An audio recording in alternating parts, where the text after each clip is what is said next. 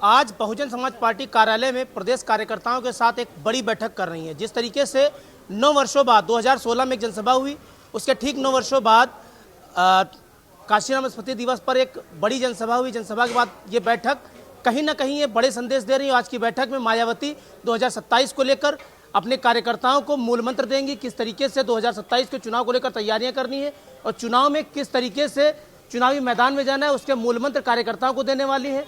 आज हमारे साथ बहुजन समाज पार्टी के कई सारे कार्यकर्ता मौजूद हैं, उनसे बात करेंगे, क्योंकि अखिलेश यादव हो या फिर भाजपा वाले सभी पीडीए को लेकर लगातार बात कर रहे हैं। पीडीए का रहनुमा कौन है, हम बात करेंगे।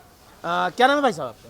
मैं उपकार बावरा, मुजफ्फरनगर से। क्या लगता है इस बार कि आज इस तरह की बैठक है, बैठक के बाद क्या लगता है क्या रणनीति होगी? देखिए, आज बहन जी ने जो बैठक बुलाई है उसके पीछे का सबसे बड़ा कारण यही है कि जो युवाओं में 9 अक्टूबर को मान्यवर साहब काशीराम जी की पुण्यतिथि के अवसर पर पूरे देश भर से उत्तर प्रदेश से जो बहन जी ने रैली का आगाज करा था, उस रैली में जो जनसंख्या उमड़ी थी, उनका जोश देख करके और उनके जोश को बरकरार रखने के लिए आज बहन जी ने अपनी कार्यकारिणी की बैठक बुलाई है, जिसमें रणनीतियाँ तय होंगी कि 2027 के चुनाव को लेकर के पूरे उत्तर प्रदेश में किस तरीके से हमें काम करना है, उस जोश को किस तरीके से बरकरार रखना है, इस पर जो है चर्चाएं हो रही हैं और यहाँ से रणनीतियाँ बनाई जा रही हैं। नसीमुद्दीन सिद्दीकी लगातार ये कह रहे हैं कि मैं परिवहन मंत्री रहा हूँ, इस तरह की जनसभा में बसें कैसे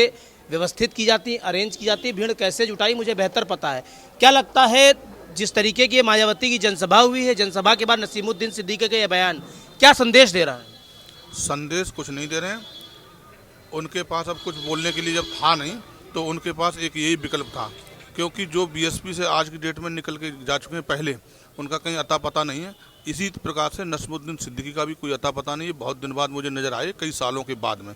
तो जब किसी व्यक्ति जब कोई कुछ कर ना सके तो वो अनाप शनाप ऐसे ही बोलता है।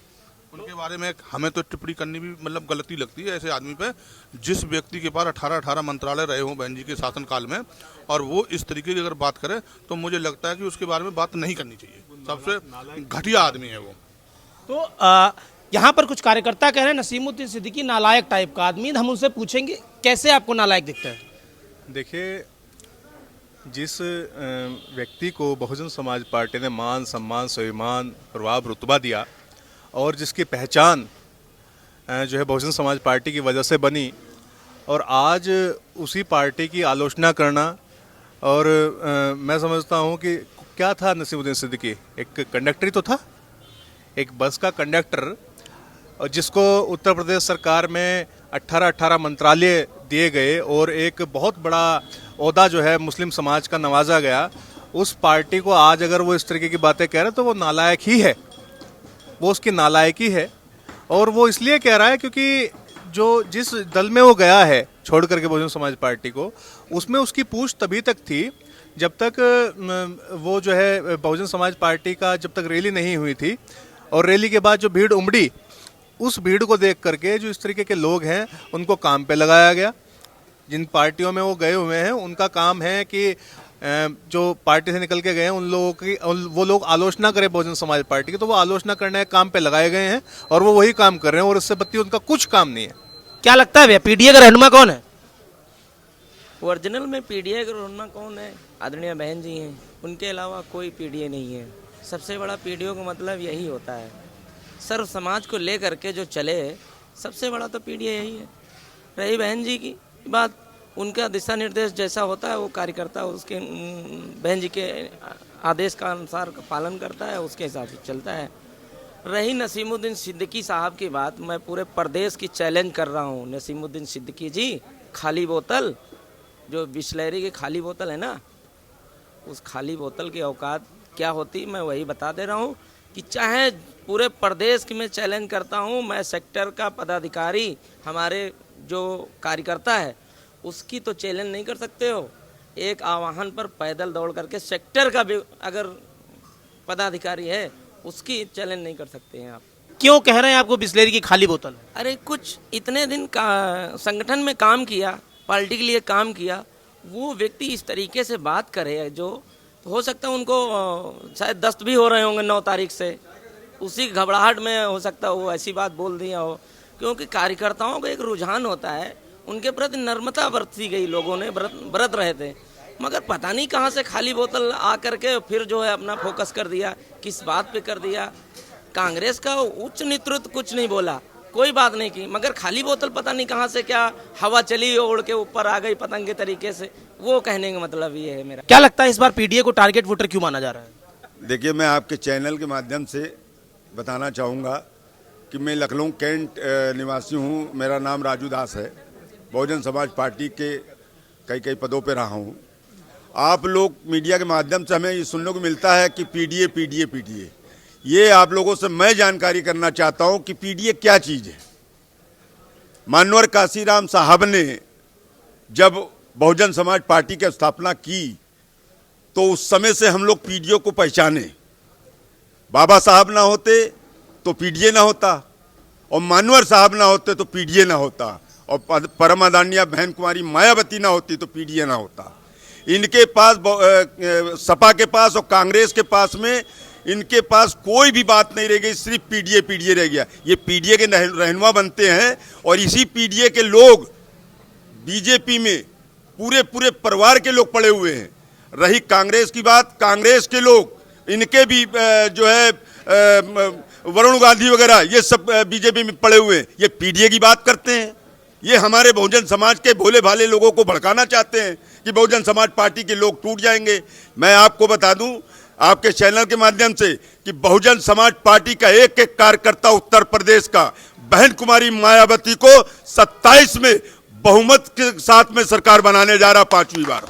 चाहे नसीबुद्दीन सिद्दीकी हो, चाहे सपा वाले हो, चाहे कांग्रेस वाले हो, ये सब कोमा में चले गए थे। ये सब सो रहे थे। जब ये सो के उठते हैं और जागते हैं तो कहते हैं अब क्या हुआ? कहना रे 10 लाख की भीड़ आ गई बहन जी की मीटिंग में, बहुजन समाज पार्टी खत्म हो गई। अरे बहुजन समाज पार्टी न तब खत्म हुई थी, न आज खत्म हुई। नसीबुद्दीन सिद्दीकी, आपको बता दें कि नसीबुद्दीन सिद्दीकी हमारी नर्सरी से निकल के गए हैं। अगर बहुजन समाज पार्टी ना होती तो नसीबुद्दीन सिद्दीकी को कोई पहचानने वाला नहीं था। बीजेपी का आभारी उन्होंने अपने आप को बताया, तो इसे आप किस तरह से देखते हैं? मैं आपके चैनल के माध्यम से इस बात की जानकारी करना चाहता हूं चैनल के लोगों से। आप लोग उस दिन से इस बात को पकड़े हैं, चाहे वो सपा के लोग हों चाहे कांग्रेस के लोग हों, सब लोग इस बात को पकड़े हैं कि बहन जी ने बीजेपी की तारीफ की। मैं जानना चाहता हूं आप लोगों से कि आप लोग हमें ये बताइए कि बीजेपी की बहन जी ने तारीफ कब की? बहन जी ने ये कहा कि 2007 से लेकर 12 तक हमारी सरकार रही, हमने जो स्मारक बनाए उस स्मारक की देखरेख हम करते रहे। 2012 के बाद में 17 तक सपा की सरकार रही। सपा के सरकार में एक भी काम स्मारक पे नहीं हुआ। उसके बाद 17 के बाद में बीजेपी की सरकार आ गई। उसके बाद भी थोड़ा सा अंतराल हुआ, काम नहीं हुआ स्मारकों में। लेकिन परम आदरणीय बहन कुमारी मायावती जी को हम लोग धन्यवाद देंगे कि उन्होंने प्रयास किया और उन्होंने ये कहा कि देखिए जो स्मारक बना हुआ, इसी स्मारक से राज्य सरकार के पास पैसा आता है, उसी पैसों को स्मारक में लगाया जाए। उसके लिए योगी जी ने पैसा लगा दिया। उसके लिए बहन जी ने ये कह दिया कि भाई बहुत अच्छा काम किया। चंद्रशेखर आजाद को लेकर आप क्या कहेंगे? वो तो वायरस की बात ना करो, कुल मिला करके बात ये करो अखिलेश ये है भाई साहब जो चंद्रशेखर आजाद को वायरस कह रहे हैं।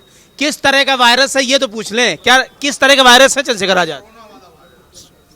इंसान के अंदर जब घुसता है ना, इंसान के अंदर तो वो घुटने में दर्द होती है, तो वो वाला वायरस है, घुटनों वाला वायरस है।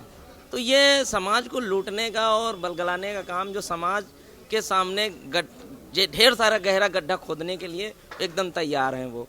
हम तो यही कहते हैं बहुजन समाज पार्टी में शामिल हो जाओ, पूरा लो दो जो थोड़ा बहुत है वो शामिल हो जाओ, वो बहुत आभार होगा बहुजन समाज के लिए। चंद्रशेखर तो बीएसपी में आने की कोशिश कर रहे हैं लेकिन बहन जी मिल नहीं रही। देखिए आदरणीय बहन जी की तो बात तो अलग है, और उन्होंने काम कब किया है बहन जी ने, मतलब चंद्रशेखर ने काम कब किया है बीएसपी के लिए? वो कहीं सपा के लिए काम करते, कभी कांग्रेस के लिए काम करते, मध्य प्रदेश में बीजेपी के लिए काम करते, राजस्थान कांग्रेस के लिए काम करते, छत्तीसगढ़ में किसी दूसरे के लिए काम करते, बिहार में नीतीश के लिए काम करते। इस तरीके से बंगाल में किसी के लिए काम करते हैं, तो ऐसे नहीं चलता। हमारी शेरनी आदरणीय बहन कुमारी मायावती जी हैं, जब तक रहेंगी तब तक उनके खिलाफ कोई जा नहीं सकता। देखते हुए ये तो साफ है कि इस बार की जो बहन जी की जो मीटिंग है, इस मीटिंग में बहन जी अपने कार्यकर्ताओं को मूल मंत्र देंगी और 2027 को लेकर बड़ी मजबूती से तैयारी करेंगी। वीडियो जर्नलिस्ट ईश श्रीवास्तव के साथ मैं उपेंद्र त्रिपाठी, प्राइम टीवी लखनऊ।